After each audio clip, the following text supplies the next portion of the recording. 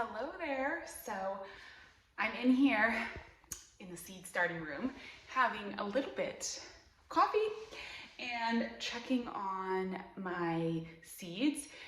So I planted these, okay, I think they've been in here for, is it 3 days, 4 days?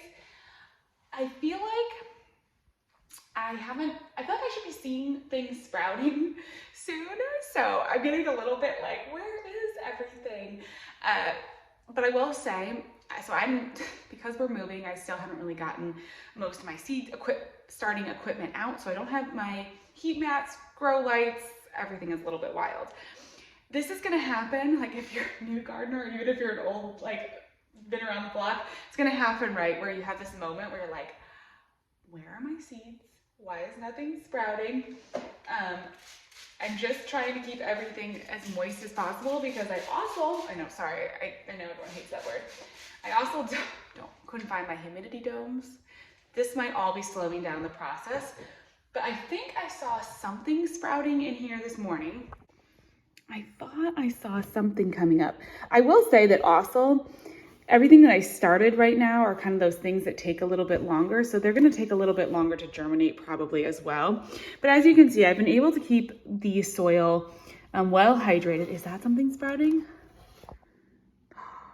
Over there on the edge. Do you see it? Now, why is the seed over to the side of the container? That's not great. It's not really where it is. Oh, shallots. Okay, I put a bunch of seeds in here. Yay, the shallots are coming up. The shallots probably don't mind that it's a little bit cooler in this room. If you don't have the ideal seed starting setup, it's okay.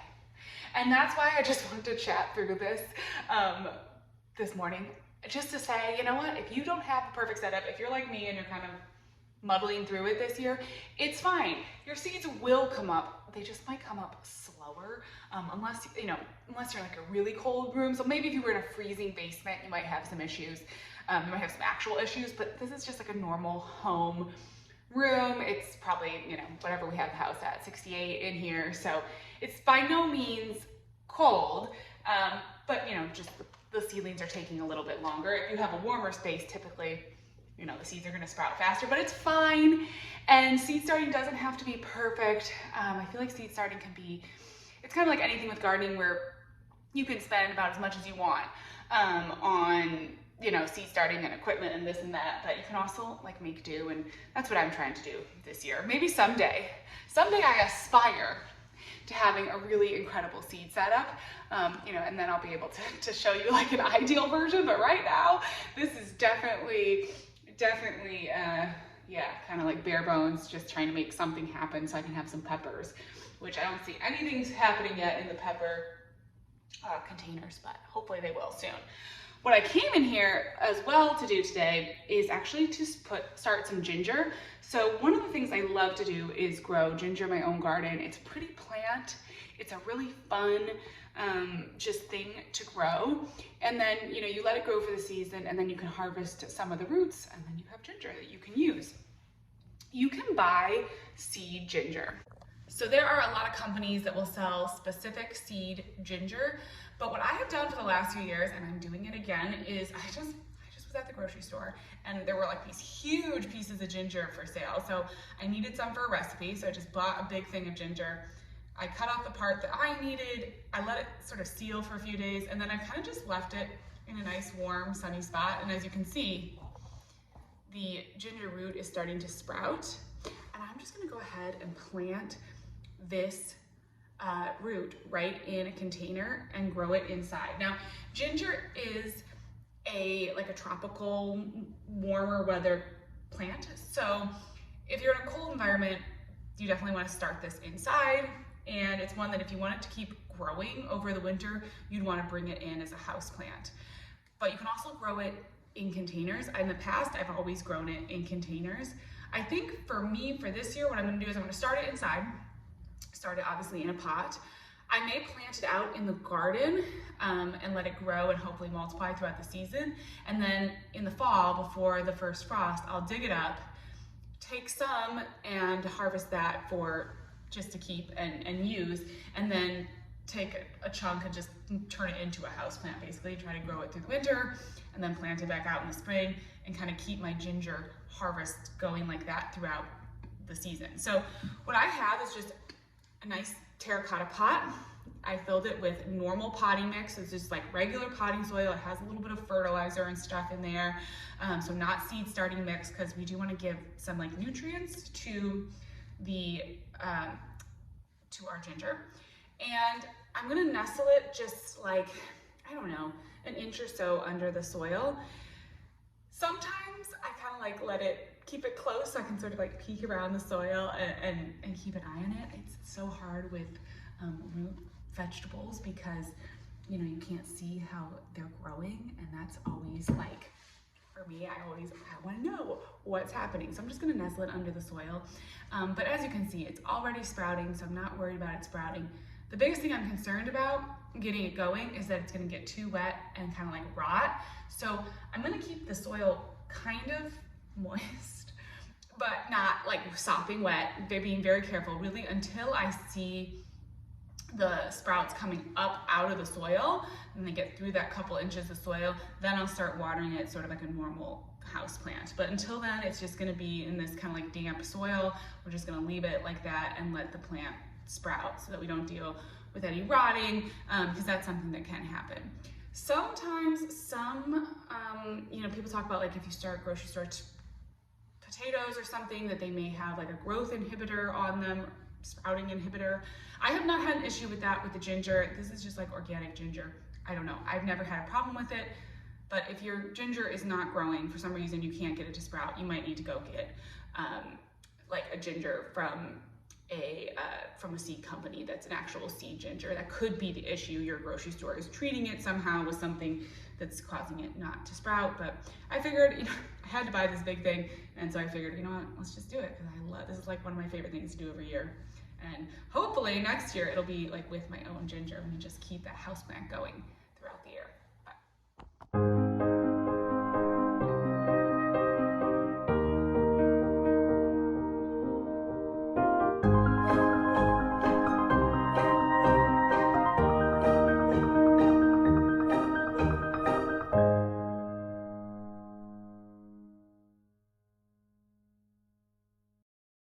Okay, so now that we've got the ginger started, I'm going to put that in a sunny window. And next to it, I actually want to start a little house plant from seed. You, of course, can get all the great house plants from the garden center, but I don't know, it's kind of fun to start things from seed as well.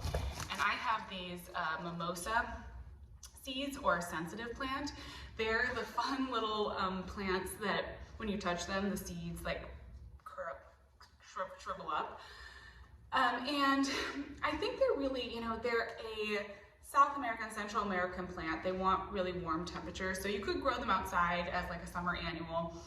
But I think I'm just going to grow these as houseplants. A lot of times I see them in the garden centers marketed as houseplants, so that seems really perfect to me. It wants well draining soil, thrives in full sun to partial shade, so perfect kind of like window sill environment will be good.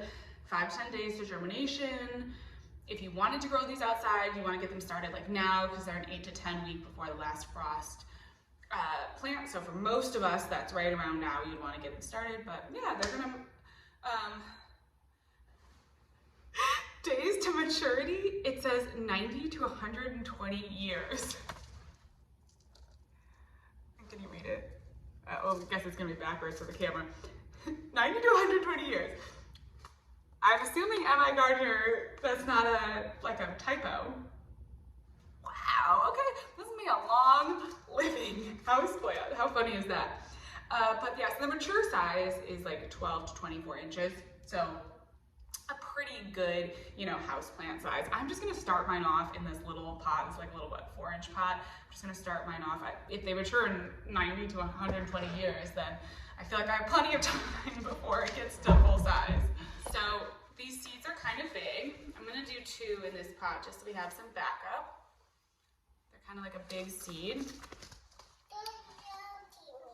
Yeah, little seed girly girls here to help. Okay, and we'll put them, it says 1/4 inch deep, 2 to 3 seeds per hole. So you gotta help me. Okay, you can push it down.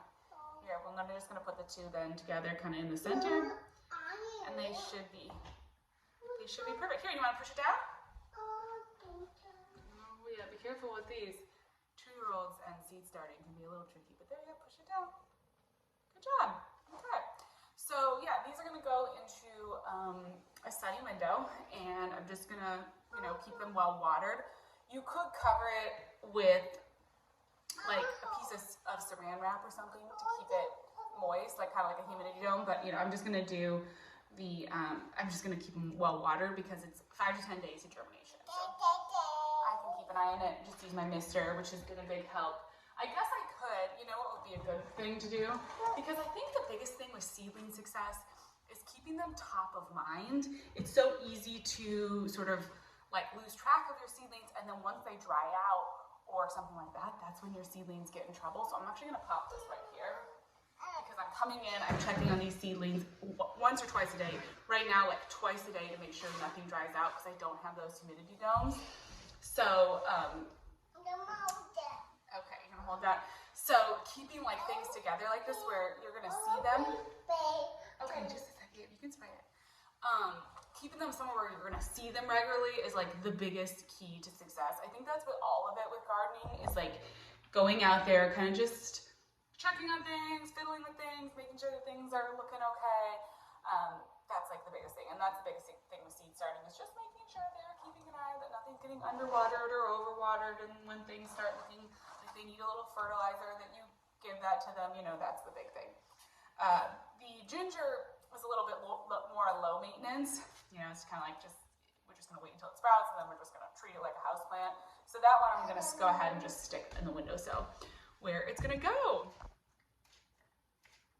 Thank you. I will say, if you have a little one that you're gardening with, or any little garden friends, misters are like your best friends because they can water and they can help, but there's not a whole lot of damage they can do with a mister. So misters have been one of the best things that I've had in my garden with kiddos this age.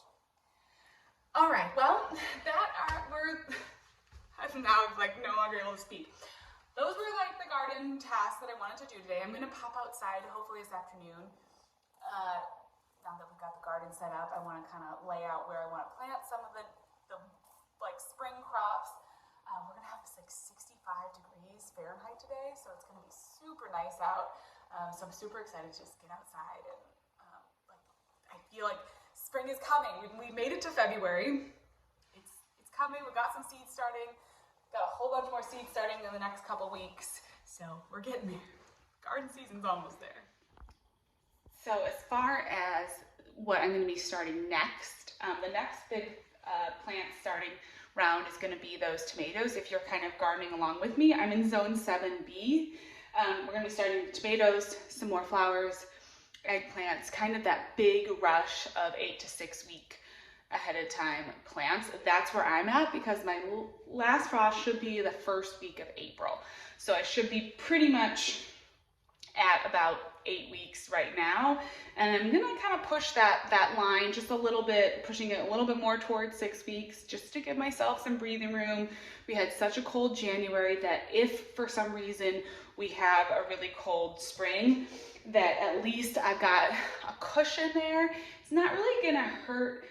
With this size grow pot, I have a little bit of time.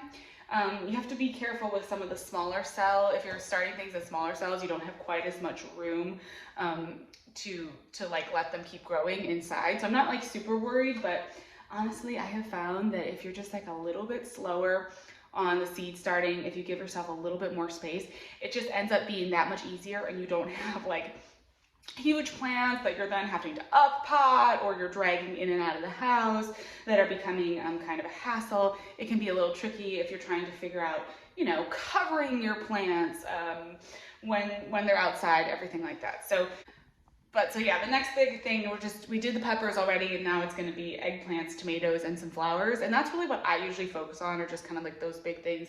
Anything else that can be direct sown, at least for this year, I'm just gonna be direct sowing just about everything that I possibly can. And even if that, again, delays my garden, pushes it back a couple weeks, for this year, I mean, I barely just got the garden in, so that's totally fine with me to have things pushed back. I'm fine with that, but yeah, it's just so nice. As I said, like, I feel like spring is coming. We're getting it. I gotta make, you know, some PE trellises, figure out what I'm doing with all of that. So it's a fun process, and we'll see. I'm gonna figure out my grow lights, because that is the next thing that I really do need to get. And when you are seed starting, if you only buy one piece of equipment for seed starting, it would be grow lights. That's the thing that really, really matters.